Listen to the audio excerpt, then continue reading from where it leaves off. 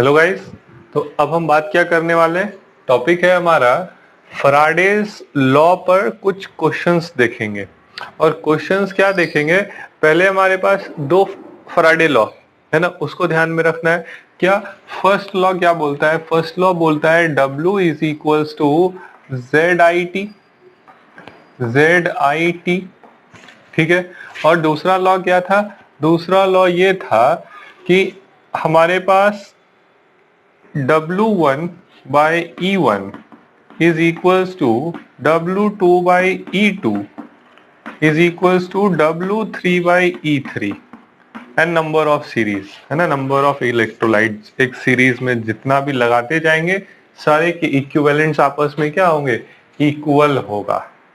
ठीक है, ये थोड़ा सीरीज टाइप बन गया, ओके कोई बात नहीं। आगे ध्यान देते हैं।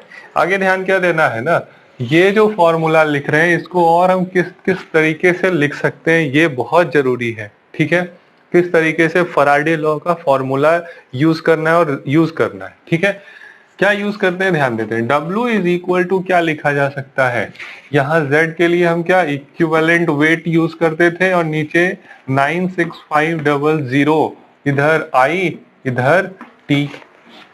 ये एक एक्सप्रेशन था किसके लिए, फैराडेज लॉ के लिए। दूसरा एक्सप्रेशन क्या कर सकते हैं, IT को एक साथ लिख लेते हैं। तो W is equals to Z into Q, ये फॉर्मूला पिछले लेक्चर में हम इस वाले फॉर्मूले का यूज भी किए थे, न्यूमेरिकल सॉल्व करने के लिए आया भी था। क्लियर है, और आगे बढ़ते हैं। ये तो हो रही थी सिर्फ मास की बात, और ऐसा थोड़ी है फैराडे ने सिर्फ मास का ही बोला था, गैस के लिए ही बोला था। ये इक्विवेलेंट है ना, वॉल्यूम। अगर कोई गैस इवॉल्व हो रहा है तब क्या लगाएंगे, तब की बात करते हैं। अब वॉल्यूम में जानते हैं, क्योंकि अभी हम क्वेश्चन करने वाले हैं किसके ऊपर, वॉल्यूम के ऊपर। फैराडे लॉ का यूज करेंगे for volume of a gas evolved when ये सब दिया होगा, I और T टाइम दिया हुआ है। जैसे H2O का हम इलेक्ट्रोलाइसिस करते हैं तो कितना वॉल्यूम हाइड्रोजन और कितना वॉल्यूम ऑक्सीजन इवॉल्व होगा, क्या ये दोनों बराबर होंगे? बिल्कुल नहीं बराबर होगा। ध्यान से देखना है, इक्विवेलेंस इसका बराबर होगा। ओके, तो volume it is equals to equivalent volume, इसकी बात भी करने वाले हैं। ठीक है, डिवाइडेड बाय वो जो नंबर था 96500, ये तो रहेगा ही रहेगा। क्लियर, इनटू I और T, सेम यही फॉर्मूला हम लोग मास के लिए भी लगाते थे। वहां वेट इक्विवेलेंट वेट, यहाँ वॉल्यूम इक्विवेलेंट वॉल्यूम। वॉल्यूम क्या है, वॉल्यूम ऑफ गैस इवॉल्व्ड, ये है। ये कितना इवॉल्व होगा किसी एक इलेक्ट्रोड पर, है ना, चाहे वाटर का इलेक्ट्रोलाइसिस हो, एक्वस NaCl का इलेक्ट्रोलाइसिस हो, क्लियर, या फिर NaCl लिक्विड का इलेक्ट्रोलाइसिस हो। तो देखते हैं इक्विवेलेंट वॉल्यूम क्या होगा। बहुत इजी चीज है, बहुत इजी चीज है, इसको समझ लेते हैं। क्या है, अगर हाइड्रोजन लिख रहे हैं, हाइड्रोजन गैस, क्लियर ना, तो इसका मोलर मास कितना, 2 ग्राम। जब ये 2 ग्राम है तो वॉल्यूम कितना होगा एट STP, मतलब एक मोल का वॉल्यूम 22.4 लीटर। क्लियर, अब हाइड्रोजन का इक्विवेलेंट वेट 1 ग्राम होता है। तो अगर ये 2 ग्राम था तो, और अगर ये 1 ग्राम हो गया तब ये कितना हो जाएगा, अगर ये हाफ हो रहा है इधर तो ये भी हाफ हो जाएगा। मतलब ये वॉल्यूम कहाँ चला जाएगा, ये वॉल्यूम चला जाएगा, सीधे हम लिख देंगे 11.2 litre. And this 11.2 litre is what, it is the equivalent volume of hydrogen. Oxygen का करके देखते हैं। तो अब O2 की बात की जाए, O2 का मोलर मास 32 ग्राम। 32 ग्राम में कितना वॉल्यूम, 22.4 लीटर ऑक्युपाई करता है। अब ऑक्सीजन का इक्विवेलेंट वेट कितना होता है, 8 ग्राम होता है। ये ध्यान रखना है इन सब चीजों का। तो अगर 32 ग्राम में इतना था 22.4 लीटर, तो ये 4 टाइम डिक्रीज हुआ, तो ये भी 4 टाइम डिक्रीज कर देंगे, मतलब it is equals to 5.6 litre solid. मतलब 1 इक्विवेलेंट इन वॉल्यूम हाइड्रोजन इतना होगा 11.2 लीटर और ऑक्सीजन 5.6 लीटर रहेगा। इन सब बातों का ख्याल रखा जाए जब हम न्यूमेरिकल सॉल्व करते हैं, यही चीज यहां पुट भी करेंगे। किसके लिए? हाइड्रोजन के लिए, ऑक्सीजन के लिए, ऐसे ही क्लोरीन के लिए। क्लोरीन गैस अगर बोल रहे हैं तो क्लोरीन गैस का मोलर मास 71 ग्राम जब है तो एसटीपी पर 1 मोल होगा वो, और 1 मोल एसटीपी पर कितना है वॉल्यूम 22.4 ऑक्युपाई करेगा। और वही चीज कहाँ चला जाए, यही चीज अगर क्लोरीन के इक्विवेलेंट मास मतलब 35.5 ग्राम, 71 से सीधा हाफ हो रहा है, तो वॉल्यूम भी क्या होगा, हाफ हो जाएगा। मतलब क्लोरीन के लिए Cl2 के लिए 11.2 litre is called its equivalent volume. नहीं समझ में आया, इस तरह से ट्राई करके देख लेंगे, कोई इसमें रॉकेट साइंस नहीं है। तो ये जितना भी चीज पढ़ा गया है कहीं भी कोई भी रॉकेट साइंस नहीं यूज किया, एकदम सिंपल सा तरीका यूज किया गया है ना। और धीरे धीरे सिंपल सिंपल करते करते एक कॉम्प्लेक्स तक हम पहुंच सकते हैं। क्लियर?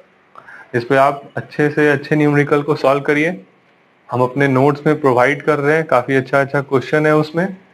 क्लियर? पीडीएफ आप लोग डिस्क्रिप्शन में मैं प्रोवाइड कर दूंगा आने वाले दिनों में, तो आप वहां से इजीली डाउनलोड करके क्वेश्चन सॉल्व कर सकते हैं। ठीक है, क्वेश्चन देखते हैं अब इसके ऊपर क्या क्वेश्चन है वो देखा जाए। अब यहां पर क्वेश्चन आता है, मान लेते हैं कि during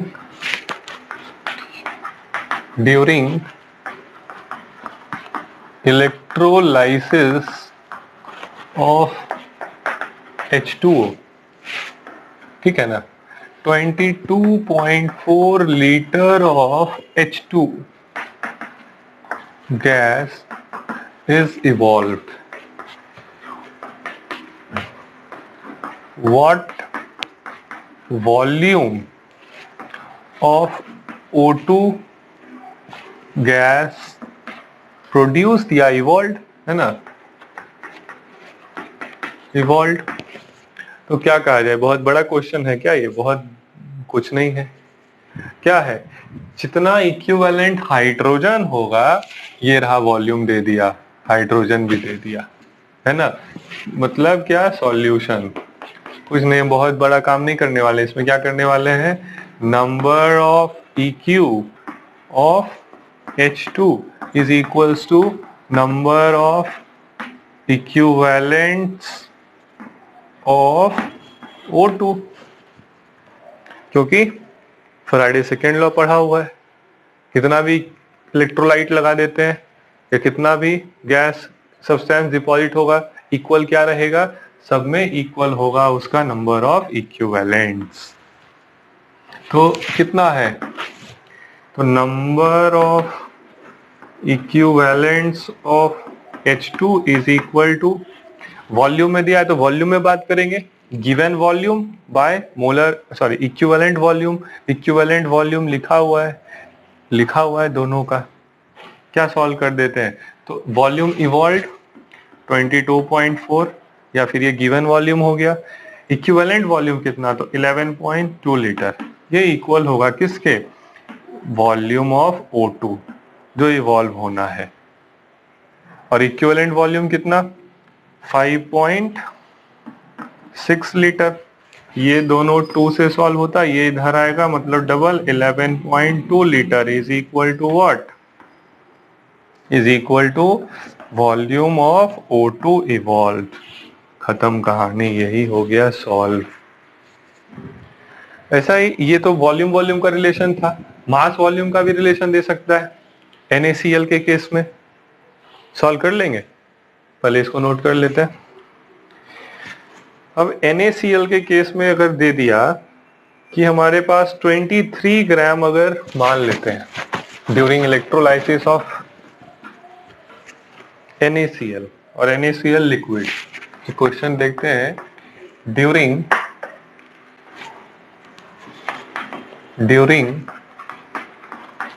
electrolysis of liquid NaCl, ठीक है ना, 23 gram of NaCl, Na solid is deposited, calculate the volume of Cl2 gas evolved। बताया जाए क्या होगा। फिर से ये क्वेश्चन था, अब इधर हम सॉल्यूशन देखते हैं। सॉल्यूशन में क्या लिखना चाहिए, जो भी हाइड्रोजन और ऑक्सीजन के लिए लिखे थे कि equivalent of Na sodium is equal to equivalent of Cl2, मतलब equivalent of sodium deposited is equal to equivalent of chlorine gas evolved. आगे बढ़ते हैं, कितना इक्विवेलेंट होगा वो कैसे निकालेंगे। तो गिवन मास क्वेश्चन में गिवन है और हमको सोडियम कहा गया, सोडियम, ये सोडियम सॉलिड का इक्विवेलेंट मास याद रखना है। ये सब चीज को एकदम बेसिक क्लास 11 से पढ़ना है ना। तो ये याद रखेंगे। तो हम क्या करेंगे, 23/23 इज इक्वल टू क्लोरीन कितना, इक्विवेलेंट क्लोरीन का। इसके लिए हमको क्या करना होगा ये देख लेते हैं थोड़ा सा। तो volume of Cl2 evolve by equivalent volume, तभी ना निकलता है नंबर ऑफ इक्विवेलेंट्स दोनों का इक्वल होगा। तो यहाँ क्लोरीन का एक इक्विवेलेंट में कितना वॉल्यूम, तो 11.2 लीटर। सॉल्व करके देखते हैं, ये तो वन टाइम में कैंसिल, मतलब सीधा अगर लिखा जाए volume of Cl2 equal to तो 11.2 लीटर। ये रहा हमारा सॉल्यूशन। समझ में आ गया क्या। अगर सेम क्वांटिटी ऑफ चार्ज, मतलब एक certain quantity of charge transfer किया गया, क्लियर है, ध्यान से समझते हैं, और जब चार्ज ट्रांसफर किया गया तो 23 ग्राम जो है सोडियम डिपॉजिट हुआ, तो वहां से कितना क्लोरीन गैस इवॉल्व होगा, तो इतना लीटर इवॉल्व होगा। या फिर अगर मास पूछ दे तब, तो ये कितना मोल होगा, हाफ मोल। तो हाफ मोल क्लोरीन गैस का मास 35.5 ग्राम, क्लोरीन गैस 71 मोलर मास होता है। ठीक है, तो कोई भी इंफॉर्मेशन बताया जा सकता है ना। अगर एक का दिया रहे तो उसको एक का तो दोगे ना भाई, कुछ भी नहीं दोगे तो कहाँ से बताएंगे, कुछ तो देना होगा। या फिर इसमें और क्या पूछ सकता है, बताइए कितना फराडे चार्ज ट्रांसफर हुआ होगा। तो ये कितना इक्विवेलेंट है, अगर सोडियम 23 ग्राम मतलब 1 इक्विवेलेंट, ये क्या बोला जाएगा। अगर सोडियम लेते हैं 23 ग्राम, ये 23 ग्राम है, इसका मतलब क्या, it is what, it is 1 equivalent, मतलब वहां 1 फराडे चार्ज ट्रांसफर हुआ होगा। ये अंडरस्टूड है, पढ़कर आ चुके हैं, क्लियर। तो इस तरीके से इलेक्ट्रोलाइसिस का कोई भी टॉपिक, कोई भी क्वेश्चन हम सॉल्व कर सकते हैं। आप ध्यान रखिएगा, ये सारे चीजें जो है वो बोर्ड एग्जाम में पूछा जाता है, तो पॉइंट वाइज इसको सॉल्व करेंगे। ओके।